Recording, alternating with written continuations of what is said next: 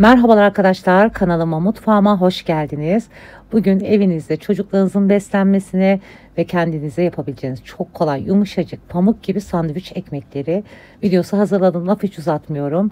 Bu güzel tarifimizin yapım aşamasını hemen geçiyorum. İlk önce yoğurma kasesine 1 su bardağı ılık su ekliyorum. 1 su bardağı ılık süt ekliyorum. 1,5 yemek kaşığı dolusu toz şeker ekliyorum. 1 paket kuru isnat mayayı ekleyip maya aktif olana kadar biraz karıştırıyorum. Maya aktif olana kadar karıştırıp üzerine 1 yemek kaşığı oda ısısında dinlendirmiş olduğum tereyağı ekliyorum.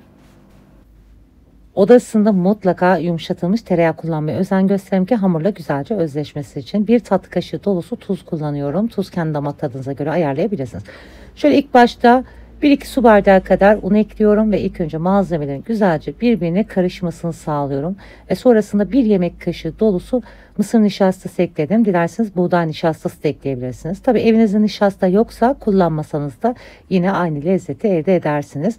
Nişastayı eklediğinizde daha güzel sünger gibi sandviç ekmekleri elde etmiş oluyorsunuz. Unu yavaş yavaş ekliyorum. Kesinlikle bir anda eklemiyoruz. Normalde biraz yumuşak bir hamur olması gerekiyor. Çok yumuşak da yapmamaya özen gösterelim ki aksi halde o zaman sandviç ekmeklerinizin hamuru yaygın oluyor ve güzel kabarmıyor. O sebeple mutlaka bu yumuşaklıkta yapmaya özen gösterin.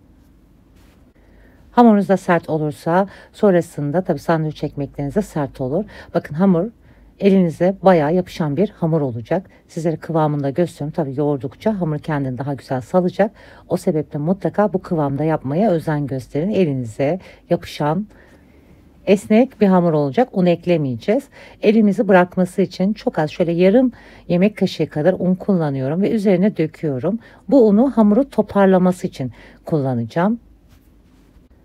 Unu hamura yedirmiyoruz. Şöyle güzelce hamuru toparlıyoruz. Elimizi bırakmasını sağlıyoruz ve bu sayede hamurda güzelce yoğurduktan sonra üzerinin kapağını kapatıyorum. Yaklaşık 1 saate yakın mayalandıracağım. 1 saat mayalandırmış olduğum hamurun ilk maya kokusu çıkması için hemen yoğurma kasesinde güzelce yoğuruyorum. Sonrasında tezgahıma alıp hamuru güzelce havalandırarak tekrardan maya kokusu çıkana kadar güzelce havalandırdım. Bakın hamuru gördüğünüz gibi çok güzel, esnek, yumuşak bir hamur oldu. Ben 10 beze yapacağım. Sizler eğer daha büyük sandviç ekmeği istiyorsanız 8 beze olarak da yapabilirsiniz. O zaman daha güzel, büyük, dolgun sandviç ekmekleri yapmış olursunuz. Bezeleri yuvarladıktan sonra şöyle tezgahımı çok hafif un serpiyorum ve üzerine bezeleri alıyorum ki sonrasında bezeler tezgaha yapışmaması için üzerine buzdolabı poşeti kapatıyorum. 15 dakika dinlendiriyorum. Şeklini daha güzel yapmamız için 15 dakika dinlendirmiş olduğum bezeleri çok hafif unlama işlemi yaparak şekillendiriyorum. Bu aşamada hafif elinize yapışan bir hamur olduğu için çok hafif unlayabilirsiniz. Şimdi ufak pasta tabağı büyüklüğünde açmış olduğum bezeyi şöyle katlama işlemi yapıyorum. 2 defa katlıyorum. Kalan ucu da 3. kat oluyor yani. Burada birleştiriyorum. Hafif parmak uçlarımla şeklini veriyorum ve sonrasını tepsiye yerleştiriyorum. Hamur yumuşak olduğu için zaten bu şekli kolaylıkla verebiliyorsunuz. Hemen gördüğünüz gibi katlama işlemini yapıyorum. Dilerseniz merdane ile de açabilirsiniz ama hiç gerek kalmıyor. Elimizle zaten bu işlemi kolaylıkla yapabiliyoruz. Yağlanmış tepsiye yerleştirdim. Şöyle şekillerinin düzgün olmasını istiyorum. Dediğim gibi bakın hamurunuz kesinlikle çok yumuşak olmamalı. Aksi halde tepsi mayası olurken hamur yaygınlaşır ve sandviç ekmekleriniz çok fazla kabarmamış olur. Eğer yazın sıcak havada yapacaksınız, hamurunuz da çok yumuşaksa arkadaşlar bu aşamada çok hafif unlayabilirsiniz. Eğer ununu az eklediyseniz açarken. Çünkü üzerine buzdolabı poşeti kapatacağız ya, o da yapışmamış olur sandviç ekmekleri. Burada da bu püf noktasını vermiş olayım. Üzerine buzdolabı poşetini güzelce kapatıyorum ve şöyle yaklaşık 1 saat en az tepsi mayası yapacağız. 1 saat tepsi mayası yaptım. Gördüğünüz gibi o ufacık sandviç ekmek hamurlarımız ne kadar güzel kabardı. 1 adet yumurta sarının içine 1 tatlı kaşığı süt, 3 damla pekmez damlatıyorum ve güzelce karışmasını sağlıyoruz.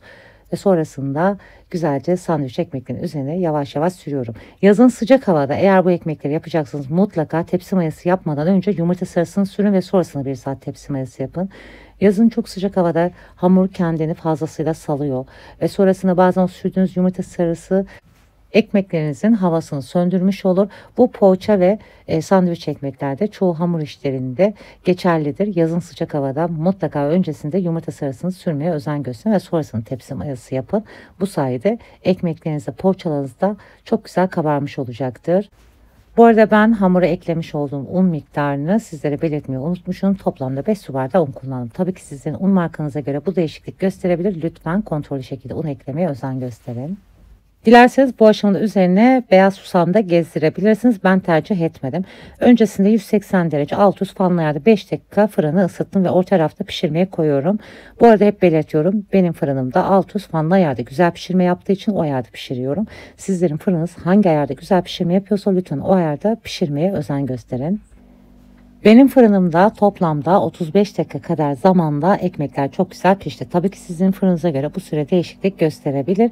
O sebeple lütfen ekmeklerinizin kızarmasına ve rengine göre ayarlayabilirsiniz. Hemen fırından çıkınca şöyle üzerine ben temiz bez kapattım. Yaklaşık 10-15 dakika dinlendirdim. Sizlere de o yumuşaklığı göstermek istiyorum. Gerçekten yumuşacık. Dışarıdan artık hiç almayacağınız, evinizde daha lezzetli yapabileceğiniz, çocuklarınıza, sevdiklerinize güvenli sandviç ekmekler yapabilirsiniz. Soğuduktan sonra tamamen kendini çok güzel çeken bir sandviç ekmeği oluyor. Ertesi güne de yine aynı yumuşaklıkta oluyor. Hatta 2-3 günde bayatlamıyor. Hemen sizlere şöyle keserek iç dokusunu da gösteriyorum. Şu an tamamen de soğumadı. Gördüğünüz gibi arkadaşlar, soğuduktan sonra içi de böyle sünger gibi delikli harika bir kıvam alıyor. Hemen sizlere de göstermek istiyorum. Kırılmayan, dökülmeyen bir hamur oluyor. Şimdiden deneyeceklere afiyet olsun. Hoşça kalın.